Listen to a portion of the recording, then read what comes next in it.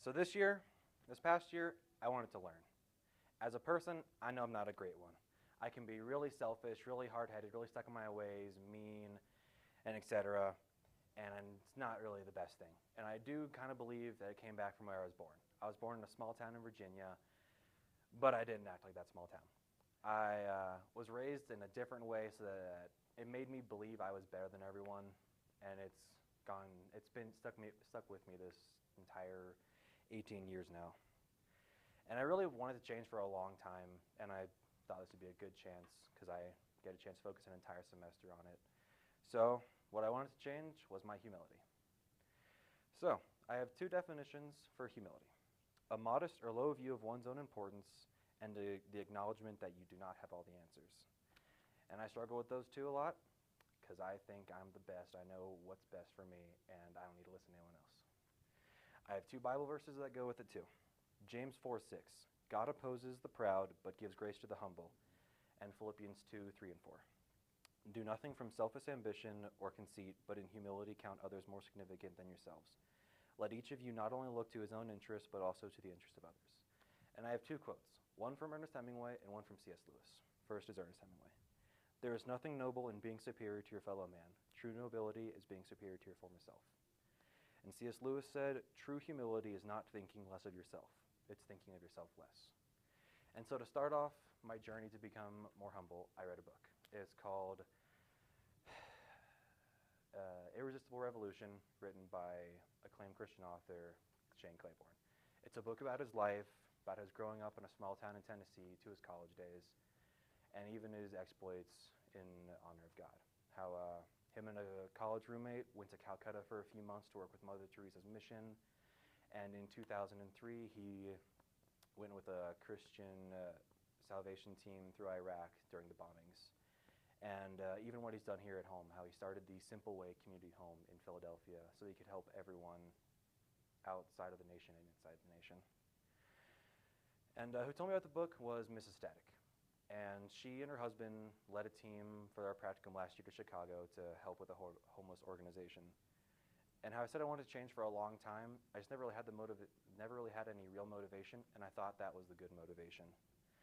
So for my first interview for this project, I interviewed the Statics. It was mainly Mrs. Static because she's the one that really helped with the homeless, but I still got a lot out of it. And she told me a lot of stuff, like don't expect much, don't be a hero, be lucky if you can help one person, and she told me to look for specific things in Irresistible Revolution, such as Claiborne's way of life, his actions, and what he does wrong, and how he feels, and the emotions I should expect to feel, like how she said one day she'd be super excited, the next day she'd be sad, the next day she'd be furious, and she'd be like hating people who didn't help or even acknowledge the homeless. And she told me to expect a lot of discouragement, which reminded me of Chicago because we all got a lot of discouragement there. And for my second interview for this humility project, I interviewed Stacy Antonovich, who is the director of the Lambeth Family Center, and part of the Salvation Army. It's in the Denver area. And when I went there, I asked her a lot of questions, like when she started, why, what she does, what the center does, and how many are there. She told me that she grew up in the Salvation Army, so she kind of started from birth, but she started because she had a really dysfunctional family, and a teacher had a really good imprint on her, and that she wanted to do that to other kids too. And right now she's the director, she's the leader, she's their pastor, and she said that she started off 14 being a janitor, and after that she went to Salvation Army's college to get ready to become the director. And she told me about the center, how they can help 17 families at once, how they house them there for 6 to 12 months, and what they really do there is they give people encouragement. They give them encouragement to carry on in life. And as I was walking out of the building, on the door they had a sign. It said, just in case you needed to hear it, you're awesome, your life has meaning, you aren't pointless or hopeless, people love you, people care about you. And that sign made me feel weird. It made me feel happy. It made me feel sad because, I mean, people really do just need the encouragement. A lot of times they don't necessarily need all this help of what people give them. They just need the encouragement to keep on living life. And that's really why I wanted to do my project, because I want to be humble, yeah, I want to be able to help people, but I also want to be the kind of person someone can look at and just go, I trust you, I believe in you, and I know you can help me.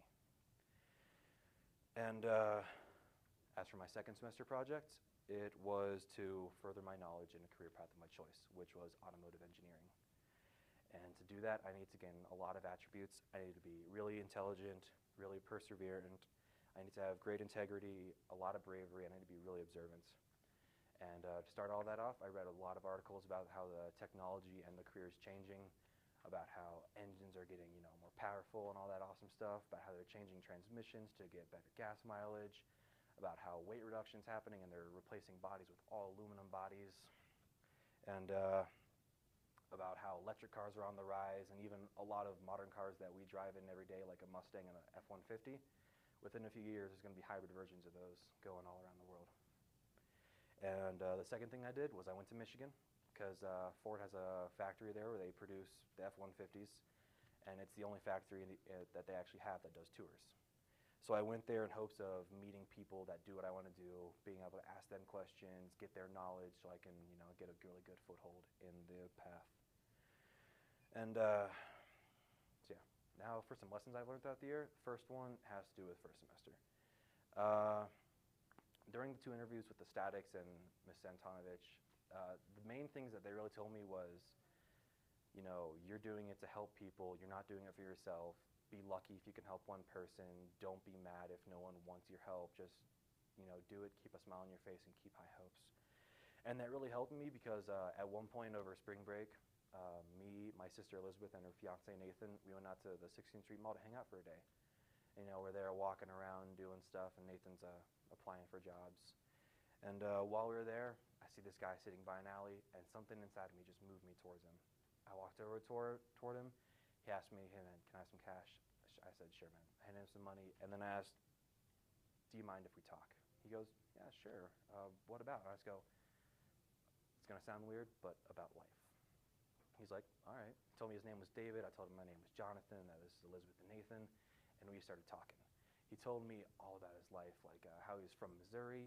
He moved to Colorado a few years back, and he really didn't tell any of his friends or family that he was moving out here. He just kind of came out here, and he's been homeless ever since. And we've been talking for, I don't know, probably an hour or so, and it was getting a little late, and we were like, hey, you want to go get some dinner? He goes, yeah, I'd like that a lot. So what do? We go over to Subway, get some sandwiches. And after eating a good meal, walked outside, and just the look on his face, he just looked at us and said, thank you guys. It's been a long time since someone's been that nice to me, and I don't know what I can do to repay you. And I'm just like, man, I'm glad to meet you. You had an interesting life. I'm sorry for where it is right now, but I'm really glad to meet you. I hope we can do something in the future. And he said he had to go. He had to go back to wherever he sleeps, trying to find his place to sleep. And so we all went our separate ways. Went back to the train station, and on the inside, I felt like I'd changed. I felt like I made a difference, even if it was with one guy. I feel like I made a difference in his life, and it made me happy. And the second thing I did, which has to do with this lesson, was for 1 week I took a vow of silence.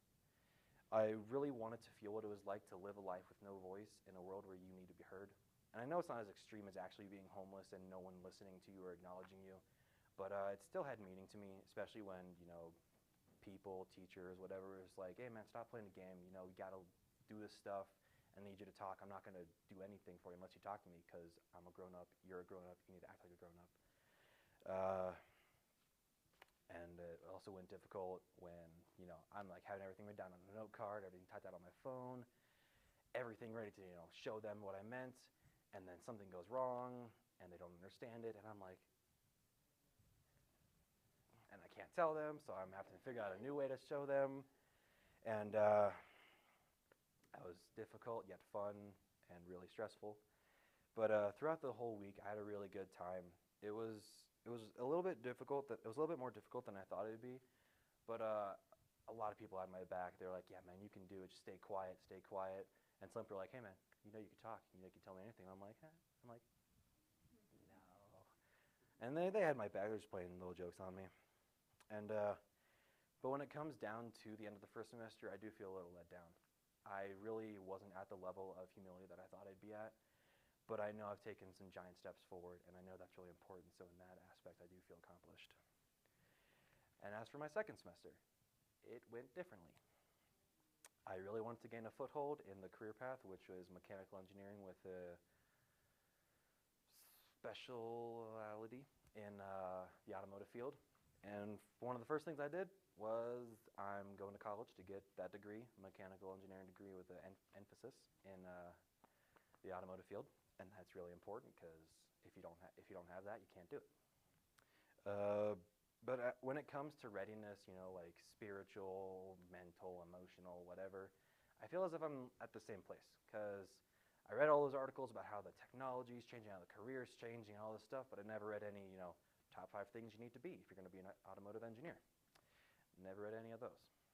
But I thought that could all change at the factory. I was going to walk around the floors, meet all the engineers, talk to them, see what they do firsthand, and be like, wow, you know, thanks for all this stuff, guys, and I can do it now. But before I went to the factory, I went to the factory. I emailed every major domestic automotive company in the country asking for help and knowledge. They all sent me one email saying, sorry, we can't help you, but thank you for your interest in the company. If you reply, you'll be in our newsletter. And then a little bit later, Ford sent me a second email saying, thank you for your interest in our company. Sorry, we can't help you, but we do have one factory that does tours. It's in Dearborn, Michigan, and you can go if you want. Tickets are online, and it's open, you know, 7 days a week, almost every day of the year. So what do? I go there. And as I said, I was hoping I could walk through the floors and all that stuff. That didn't happen. The tour consisted of 2 movies, one showing how the company became a company, and one showing how the F-150 is getting better. Then we got to go in the tower and look at the area. It was pretty awesome. They had grass on the roof to keep it cool. They had grass growing up the walls to keep it cool. It was super fun. And then and then the tour came, and I'm like, okay, this is it. Walked out of the hallway. I'm like, ooh.